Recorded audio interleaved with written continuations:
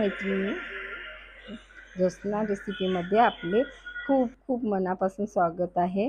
आज आपण बाजरी आणि ज्वारी आणि नाचणीच्या पिठाची मिक्स भाकर कशी बनवायची ते मी दाखविणार आहे। मिक्स आहे हे पीठ आणि खूप छान भाकर तयार झालेली आहे। मी वालाच्या शेंगासोबत बनवलेली आहे खायला। वालाच्या शेंगाची भाजी बनवली आहे। एक गंज घेतलेला आहे, त्यातनं 1.5 वाटी पाणी मी गरम करून घेतलेलं आहे। आता गरम करायला ठेवलेलं आहे आणि चांगली उकळी आल्यानंतर मी यातनं थोडंसं मीठ टाकलेलं आहे। त्यानंतर 2 वाटी, त्याच वाटीने 2 वाटी पीठ घेतलेलं आहे आणि आता आपल्याला या वाटीने मी 2 वाटी घेतलेलं आहे आणि आता आपल्याला उकड काढून घ्यायची आहे। हे पीठ न पूर्ण यात टाकून घ्यायचं आणि मिक्स करायचं। आपण सारखंही प्रमाण घेऊ शकतो, 2 वाटी पाणी 2 वाटी पीठ, पण कधी काही पीठ कसं जास्त पाणी शोषतं आणि काही शोषत नाही, म्हणून थोडं कमी घ्यायचं, सारखं घ्यायचं नाही। मग आपण जेव्हा मळतो कणिक त्यावेळेला आपण थंड हात घ्यावंच लागते पाण्याचा। तर अशा प्रकारे छान हे ढवळून घ्यायचं आहे, मिक्स करून घ्यायचं आहे आणि आता आपण याला व्यवस्थित मिक्स करायचं छानपैकी आणि मग झाकून आपल्याला याची वाफ काढून घ्यायची, गॅस बंद करून द्यायची आहे आणि आता याला झाकून 2-3 मिनिटापर्यंत ठेवायचं आहे। त्यानंतर बघायचं, बघा आता मी हे पीठ एका कटोऱ्यामध्ये काढून घेत आहे। आता आपल्याला हे मळायचं आहे। हे जितकं चांगलं मळाल ना तितकी भाकर इतकी छान पोळीसारखी बेलता येते ना आपल्याला। नवीन शिकणाऱ्या असल्या किंवा नवीन करणाऱ्याही असल्यानं त्या पण अशी मिक्स भाकर खूप छान तयार करू शकतात।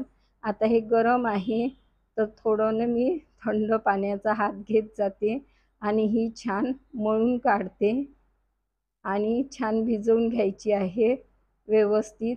तुम्ही जितकी जास्त मळाल ना तितकी याला म्हणजे चिकी असं छान भाकर तयार होते आणि कणिक छान मळल्यानंतर भाकर तुटत नाही।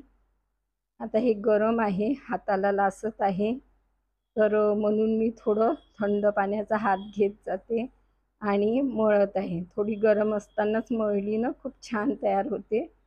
या पद्धतीने मळून घेत आहे आणि खूप खायला तर इतकी चविष्ट, तुम्ही पिठल्यासोबत किंवा झुणक्यासोबत वगैरे खूप छान लागते। पण मी वालाच्या शेंगाची भाजी केलेली होती, त्यासोबतही इतकी सुरेख बनलेली होती ना, खूपच छान। असं आपण जेवढं मळलं की नाही तेवढी त्याला म्हणजे छान चिकी येते, लस येते। या पद्धतीने मी मळून घेतलेली आहे।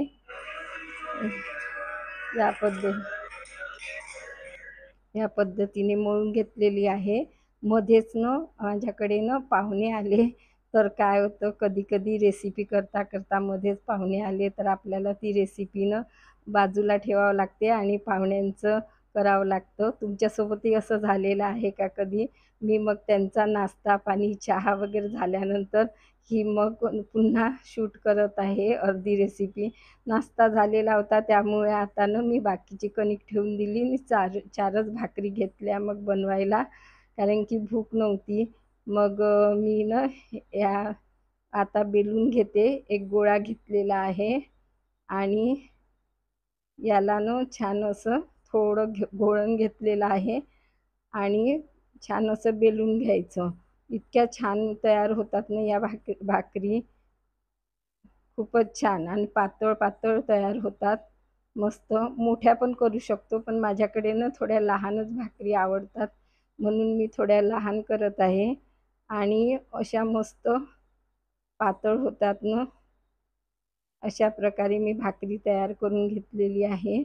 आता तवा ठेवलेला आहे गॅसवर आणि मी आता ही भाकर टाकून घेतलेली आहे आणि वरून थोडं पाणी लावून घेते, म्हणजे कशी ही भाकर छान व्यवस्थित शिजल्या जाते।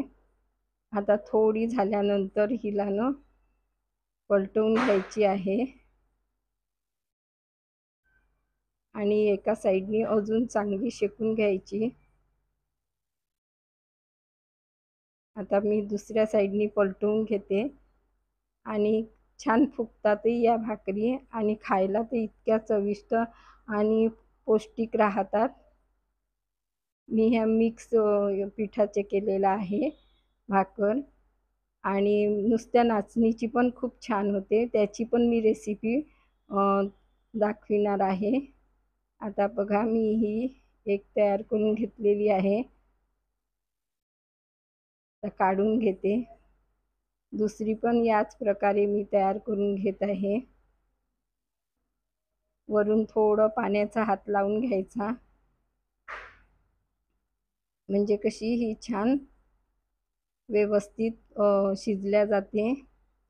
आणि तुम्ही डायरेक्ट अशी गॅसवरही शेकू शकता, परंतु आमच्याकडे ना थोडं गॅस म्हणजे गॅसवर शेकलेली नको असते, म्हणून मी अशी तव्यावरच शेकते.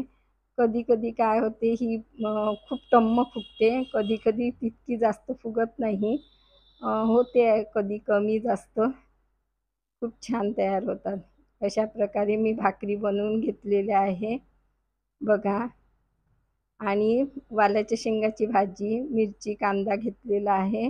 खूपच छान पिठल्यासोबतही छान वाटते आणि झुणका सोबतही. अशा प्रकारे तयार करून घेतलेली आहे. कशी वाटली तुम्हाला माझी पद्धत? नक्की ट्राय करा, कमेंट्स करून कळवा. पुन्हा भेटू नवीन व्हिडिओसोबत. धन्यवाद.